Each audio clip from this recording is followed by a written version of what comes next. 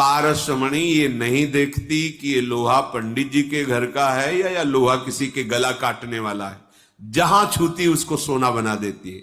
हमारे श्री भगवान का नाम ऐसा महामणि, ऐसा महामहिमा में घोर पापाचारी भी यदि राधा राधा राधा, तो जब एक प्राकृतिक मणि अपने प्रभाव से भेद ना देख करके उत्तम अधम का और उससे स्वरूप सोना बना देती है, अपनी महिमा प्रकाशित कर देती है, तो नाम फिर ये तो चिदानंद है। ये क्या देखेगा कि तुम पापी हो कि पुण्यात्मा हो, तुम्हें भगवत धाम प्रदान कर देगा। हमें अपनी तरफ नहीं देखना, हमें प्रभु के नाम की तरफ, उनकी महिमा की तरफ देखना है।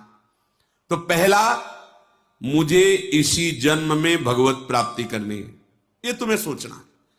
क्या है भगवत प्राप्ति तुम नहीं जानते, बस सुन लिया कि मुझे भगवत प्राप्ति करनी है, आप इतना निश्चय कीजिए।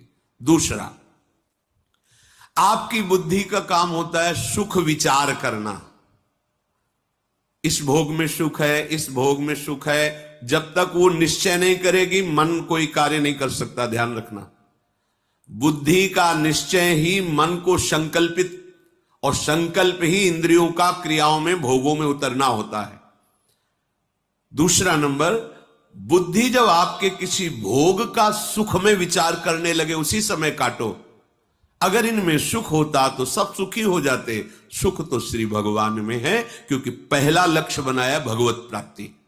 तो जहां बुद्धि तुम्हें अधर्म के भोगों की तरफ सुख दिखावे कि अगर ये भोग मिल जाए तो मुझे सुख मिलेगा, तत्काल उस समय सत्संग की ये बात लाओ। अगर ये सुख होता तो अभी अनंत जन्मों तक हम ही भोगते रहे, सुखी हो जाते। लेकिन नहीं, सुख तो श्री भगवान के चरणों में है।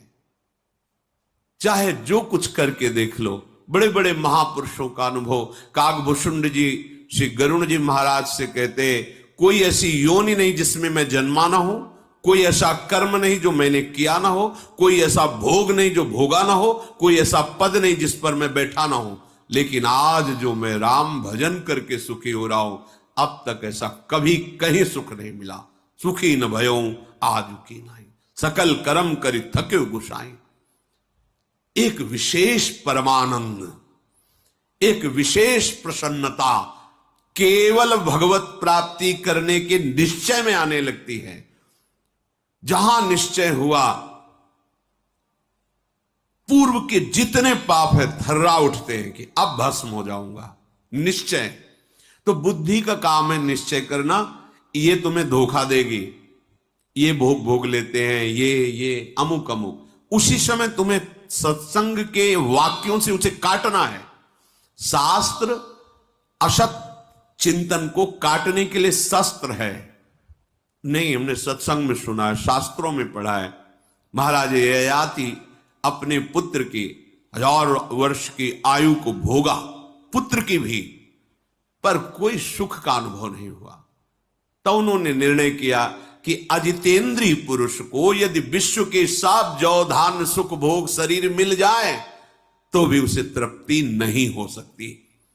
इन वाक्यों से हम अपनी बुद्धि की असत भोग निश्चयात्मक भाव को काट दे। नहीं नहीं, सुख तो प्रभु में है, भले अभी नहीं मिला लेकिन है प्रभु में। संतों से सुना है, शास्त्रों में, और प्रमाण है कि सब भोग ही भोग रहे, पर सब अशांत हैं, क्लेशित हैं, दुखी हैं, विषाद युक्त हैं। जो विषाद रहित है वो तो भगवान का भजन करने वाला, जो सच्चाई से भजन में चलता है, उसका हृदय प्रफुल्लित रहता है।